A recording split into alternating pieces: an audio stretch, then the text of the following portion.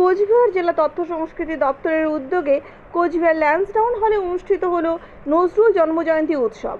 এদিনের এই অনুষ্ঠানে উপস্থিত ছিলেন জেলা তথ্য সংস্কৃতি দপ্তরের আধিকারিক অঙ্গিরা দত্ত, ডিসিপিও স্নেহাশিস চৌধুরী সহ অন্যান্যরা। এদিনের এই অনুষ্ঠানে প্রদীপ প্রজ্বলনের পাশাপাশি নজরুলের মূর্তিতে মাল্যদান করে পুষ্পার্ঘ্য নিবেদন করে শ্রদ্ধা জানালেন তারা।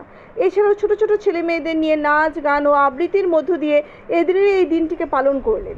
এই দিনের এই অনুষ্ঠানের শেষে কি জানালেন জেলা তথ্য সংস্কৃতি দপ্তরের আধিকারিক অঙ্গিরা দত্ত, শুনুন। আজ আমরা সকলেই জানি বিদ্রোহী কবি কাজী নজরুল ইসলামের জন্মজয়ন্তী। সেটাকে পালন করার জন্য জেলা তথ্য সংস্কৃতি দপ্তর কোচবিহারের পক্ষ থেকে, কোচবিহার জেলা প্রশাসনের পক্ষ থেকে আমরা এখানে মিলিত হয়েছি ল্যান্সডাউন হলে।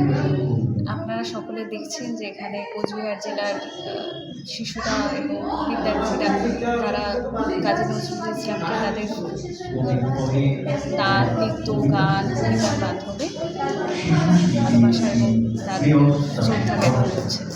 আর কি কর্মসূচি রয়েছে ম্যাডাম?